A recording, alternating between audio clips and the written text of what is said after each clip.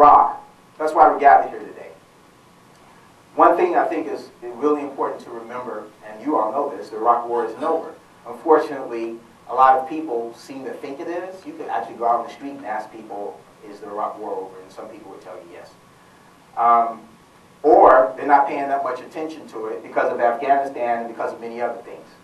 So we have a challenge to keep that in front of people's minds. And as was already said, the President said that he is going to, and now this was part of the Status of Forces Agreement that President Bush put into place, that the United States is going to leave Iraq by 2011. And what's supposed to happen by this summer is that all combat troops, which is going to be about 50,000 troops, is supposed to withdraw from Iraq. Right now we have about 96,000 to 98,000 troops there. That's down from about 170,000 that were there during the peak of what we call the surge in October of 2007. And as I said, about 50,000 troops are supposed to leave, and they say combat troops are supposed to leave by August of this year. And I'd say combat troops because all troops are combat troops. And when you say, you know, we're going to pull out the combat troops, that's just changing designations. So don't let anyone fool you that the troops that are going to be left aren't going to be able to fight if necessary. They might not be doing offensive operations, but all troops are combat troops. And then hopefully by 2011, everybody will be gone. I'm not sure how many contractors are there now, but in October or early 2008, the Christian Science Monitor said there were about 190,000 contractors there, which means that there were more contractors in Iraq than there were troops at the height, the peak of the number of troops that were in country. And what's happened over the years is that the United States has decided to rely more on contractors to do many of the jobs that at one time troops would do. Things like getting food from one place to another, or getting fuel from one place to another, or the mail, or things like that.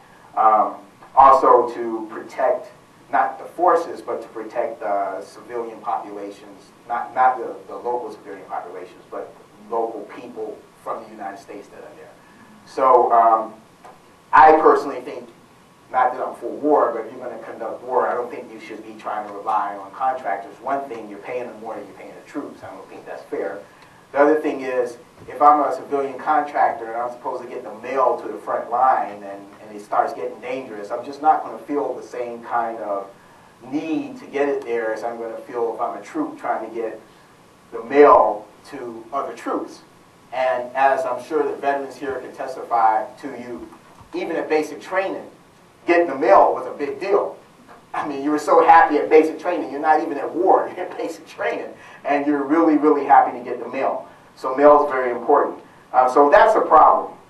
And I found the Christian Science Monitor has some statistics about how it's changed. So in the Korean conflict, the ratio was 2.5 uniformed personnel to each contractor. In Vietnam, the figure was 5 to 1. That's 5 military personnel to 1 contractor. And in the Balkans conflict in the 1990s, it provided a glimpse to the future as it featured a 1-to-1 military to civilian worker ratio. So it looks as if in Iraq, right now, it could maybe even be, well, when they pull out the troops, it could be 2 to 2.5 to 1. Or at least it's 1.1, 1.2 to 1 right now in the other direction. I know you know that recently they had the elections in Iraq, and you know, people can argue about how well those went and everything. I would say they were relatively nonviolent, but one of the things that I think is important to think about is that those elections were done with the belief that the U.S. was going to leave. So when the Iraqis went to vote about their future and controlling their future, they were doing that under the assumption that U.S. troops are leaving. So one of the things that's very important is that we continue to pressure our government for the U.S. troops to leave, because that is the expectation of the Iraqi people. And we know in this room that people cannot control their own destiny if there is a foreign power in your country, because that foreign power is going to have an effect on the politics of that country. I mean, that's just the way it works. So we need to make sure, I can't say enough, we need to make sure we pressure our government to make sure the people of Iraq are free from having our troops there, having contractors there, and having bases there. All three of those things. Now, Afghanistan is a whole nother ball of wax, because we know that instead of troops leaving Afghanistan, we have what we could say is a surge, but we could say an uptick, or whatever phrase you want to use, of troops. And what I've read is that once all the troops get into place this summer, there will be about 98,000 troops there. And unfortunately, I'm sorry, I couldn't find specific numbers on how many contractors, but it seems, what I understand is that the President, Barack Obama, is even expanding the use of contractors. So we should see at least 1.5, maybe to 2 ratio of contractors to troops in Afghanistan. When we do the discussion, we can talk more about Afghanistan, but I'm sure most people, hopefully in the room, understand that, once again, we have to educate the public about why the best thing for the people of Afghanistan is for the United States to pull our troops out and allow the people of Afghanistan to figure out their own politics and their own way, because we can't possibly know what's best for the people of Afghanistan, just like people of Afghanistan can't know what's best for us here in the United States. We know what's best for us. We have to struggle with each other. That's what self-determination is.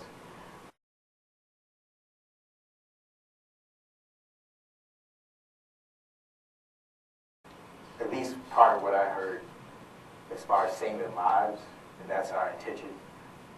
See, for me, we're being told that we are,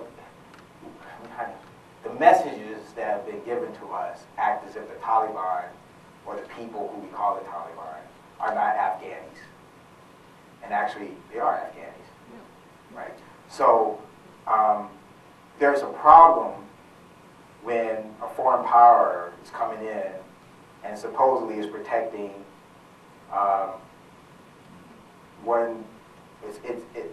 how are we protecting Afghanis from Afghanis? I don't get that. That's what I'm confused about that. And also the fact that a lot of the people who are aligning themselves with the Taliban movement are not ideologically aligned with them. They're aligned with them out of convenience, because they want us to get the hell out of their country. They do not like foreign powers, which goes back thousands of years to Alexander the Great. So this is more why, at least right now, there's so much fighting going on, as opposed to, I want to be the Taliban. You know, so I don't really go along with the idea that we're there to save anybody. We're there because of our foreign policy in terms of geopolitical reasons.